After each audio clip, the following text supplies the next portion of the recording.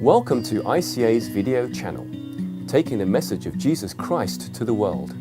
For more information, go to our website at icahk.org. All right. Today we're going to continue our series on tribe, and we're going to be talking about forgiveness. I know it's a boring topic because all of us are so forgiving, right? You're going to be falling asleep. All right, I know. And especially the third service. You guys are just fantastic. But just bear with me to share with this topic again. But let me begin with a story, a very funny story about three gentlemen came together one day, a Russian, an American, and a Chinese. And the Russian said to the other two friends, he said, "We were the first in space." The American said excitedly, he said, No, we were the first on the moon. And the Chinese man, typical of a Chinese man, he laughed at the Russian as well as the American guy. He said, "You know what, that is nothing. We Chinese, we are going to be the first on the sun." The Russian and the American looked at each other, shook their head and said, "No way, come on. You're not going to make it to the sun. You'll burn, you'll die." And the Chinese man said, "You know, obviously I know this. I'm not stupid, but I'm going to go there at night." Today we want to talk about forgiveness. If there is one thing that we should be the first and should always be the first, and that is one thing, not going to the moon or the sun, but it is to be the first when it comes to loving one another.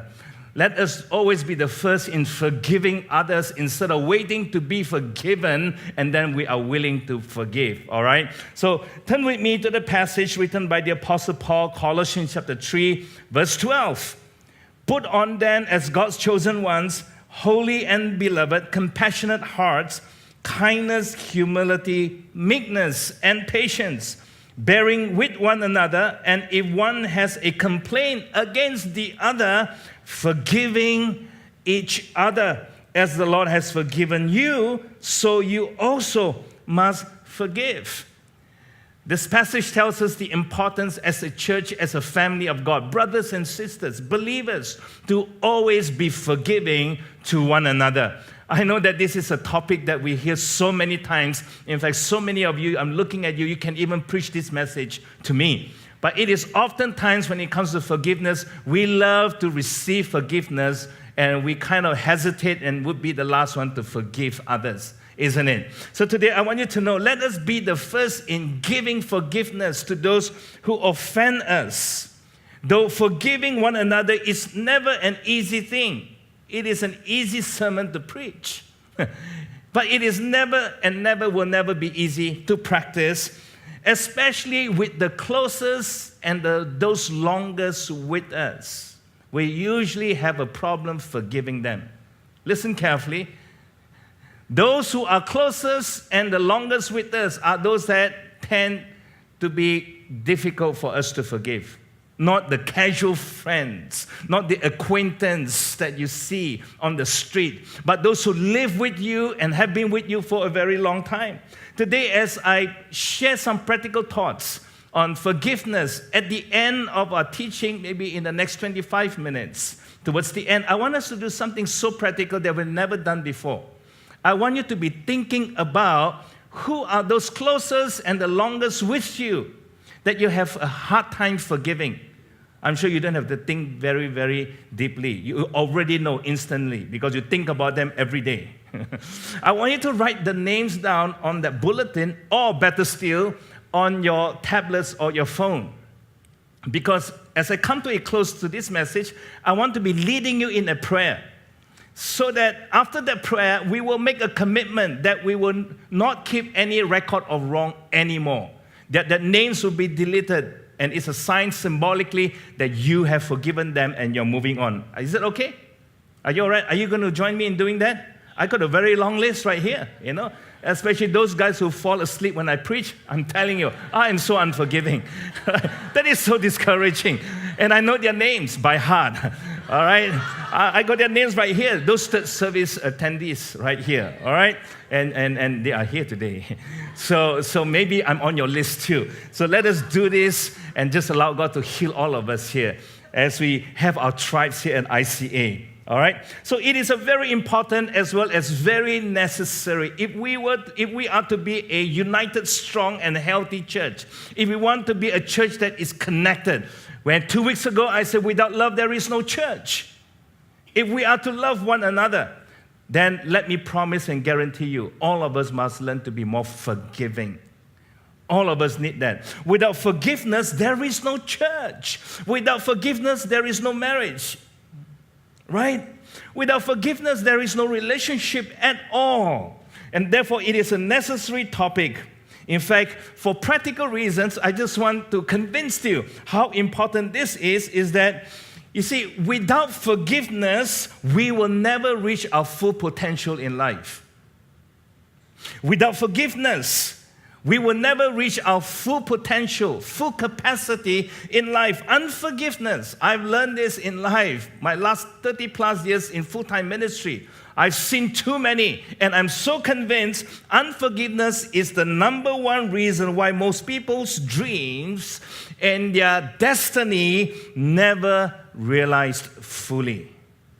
It is not because of a lack of education. It is not the lack of resources, not the lack of connection. It is always because of unforgiveness. Their life is stagnated. It is stuck, hindered, where they disconnect themselves from good opportunities and good people in life. They tend to shun away. They tend to seclude themselves.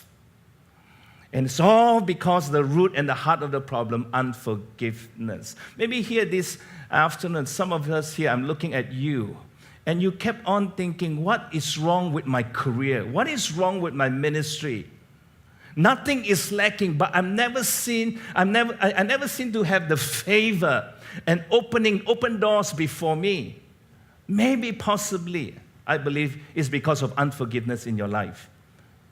All right. Now, the second practical reason I want to convince you and said that you begin to think about those lists of names that you find difficult to forgive is that without forgiveness, you and I will never really and fully enjoy life.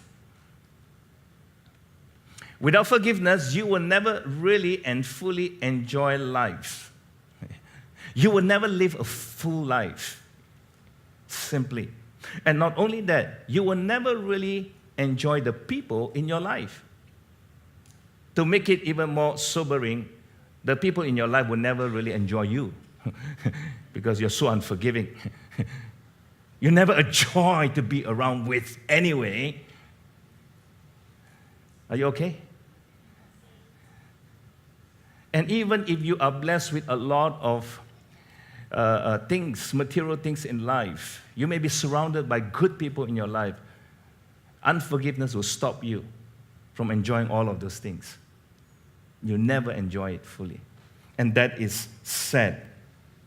The passage that we read, obviously Paul wrote to the church, to the believers, people like you and I, people who have been forgiven by God but have a problem forgiving one another. And therefore, the command came, forgive one another. And I am really grateful because Paul has a very realistic view of the church, because many times pastors like me, preachers, we live in denial. We're not being realistic.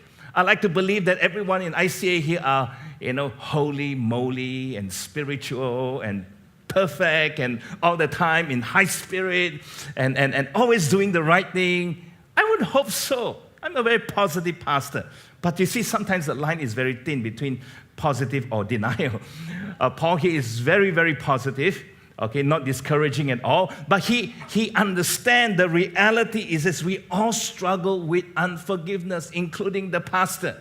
We all do. And that the church is not it's not a perfect place for people sometimes. People see the church and people get hurt in the church. Why is it so? Because we are imperfect people.